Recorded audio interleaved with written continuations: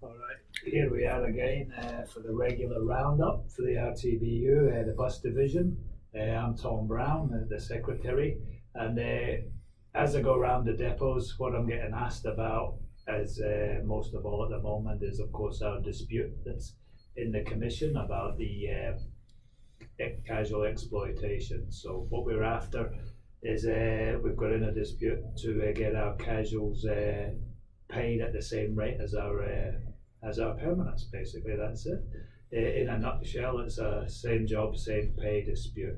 Because at the moment, casuals only go to level 2 in the pay progression, while a casual can be there for 5-6 years. He or she never passes level 2, whereas a permanent worker with the same time up will go to level 4-5, go to the top rate. So that's all we're asking. It's not rocket science. It's an inequality that we want fixed up. And our next appearance in the commission will be our first before the full bench of 3 commissioners. So the 19th of July, we're there for a mention, and of course it won't all be settled then, but what we'll get then is we'll get an idea of when and how it will be settled. So what's happened now is we have given our submission in writing, and council has responded in writing their opposition to our claim.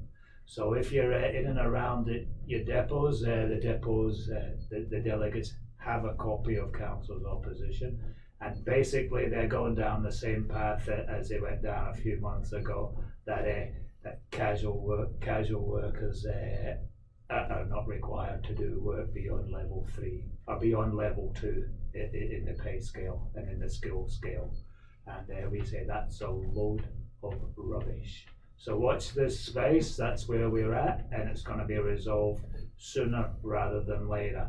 And the question is, will it hold up the EBA? And I said no. The EBA's, when it eventually is certified, does have an end date on it. That end date is October next year. So before October next year, we will have negotiated an even newer EBA than this one.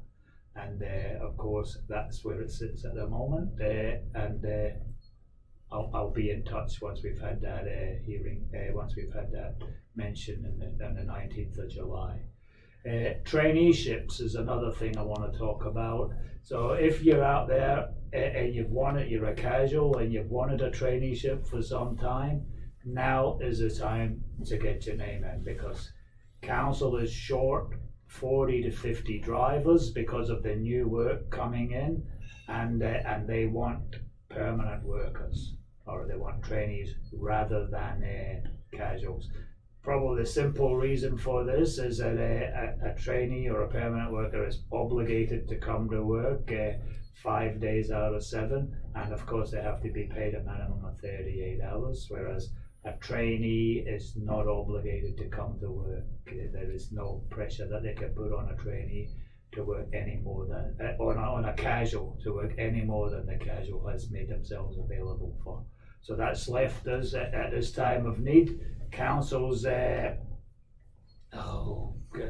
casualisation plan has backfired on them big time and left them very, very short at this time when they need drivers the most. So so if you want a traineeship, get your name up.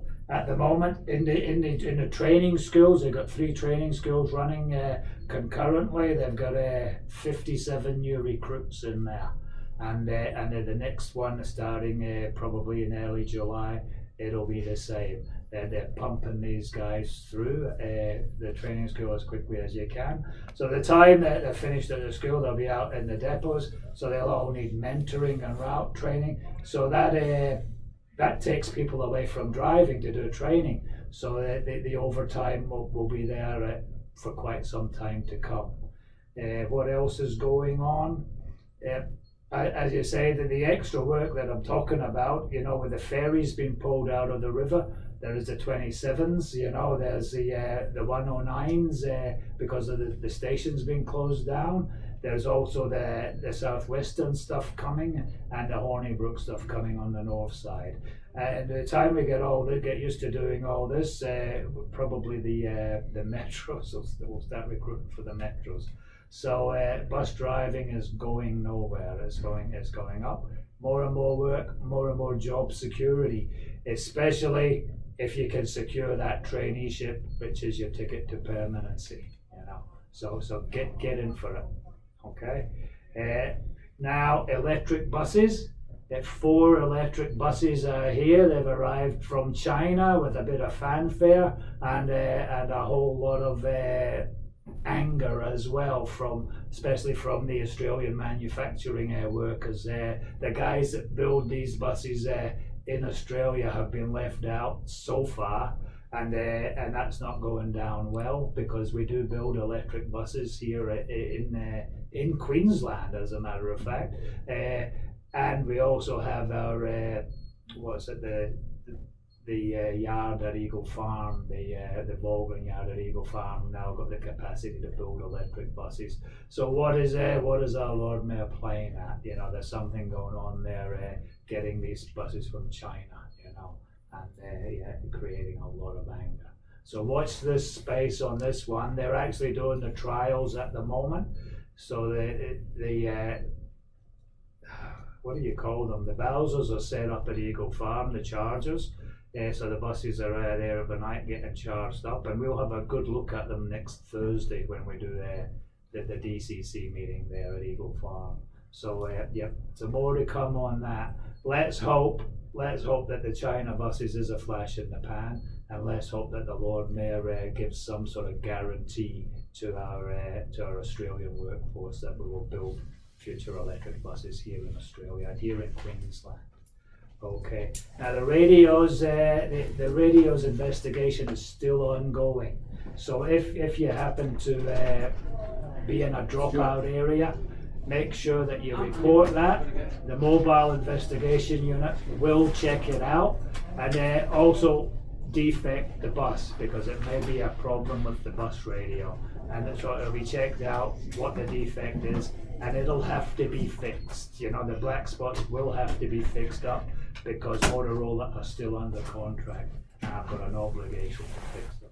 Come September, we will be changing over to a new digital radio system. So would you believe that the radio system that we have at the moment is analog? So last century, that's unreal. But the digital ones will not incur these same problems. There will be we are assured there'll be no dropout problems with the digitals. It'll take about 3 or 4 months to change them over depot by depot, and but they will start in September and hopefully be finished by the end of this year. Okay. Now I just want to remind everybody, have you got a will in place? Because as a member of the RTB, you're entitled to a free will from our solicitors, Morris Blackburn. How you get that is that you come and see your depot delegate, and we will organise for you to get either an electronic one or a physical one. The physical ones are here for those that are not comfortable doing it online. But my last couple of e-newses, there has been a link into this, and it's simple, self-explanatory. But if you're not comfortable, come and see your delegate, and we'll give you an offline one.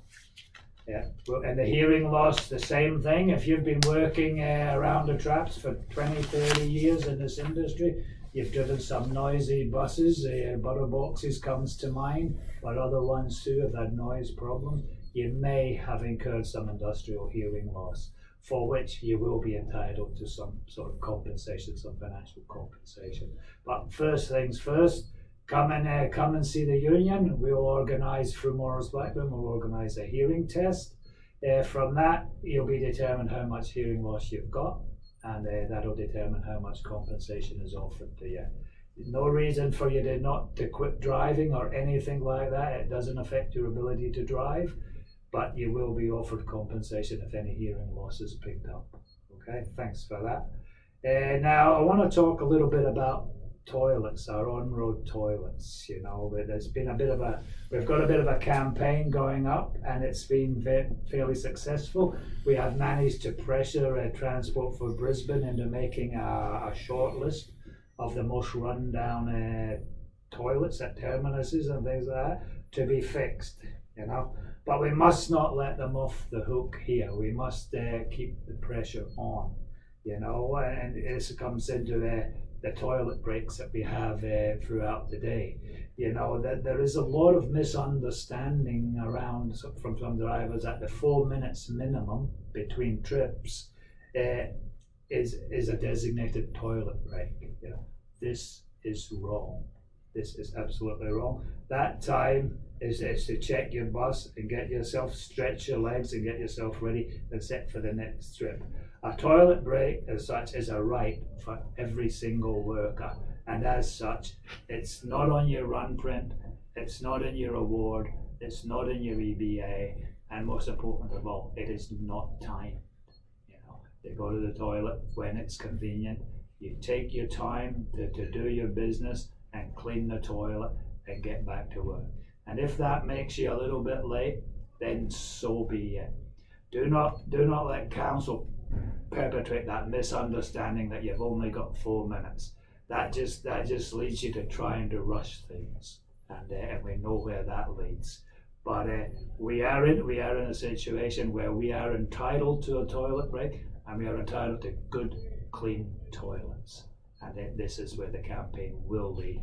But yes, we must not let them off the hook. We must keep our foot on the pedal and get this, because you deserve this. You deserve a toilet break, you deserve a good toilet so that you can do your work properly. Okay. Now, that's basically it for now. Sorry, was that a button? Yeah. Sorry about that. I was hiding my own face. Yeah. But anyway, that's it for now. So I'll see you in a week or so. Thanks.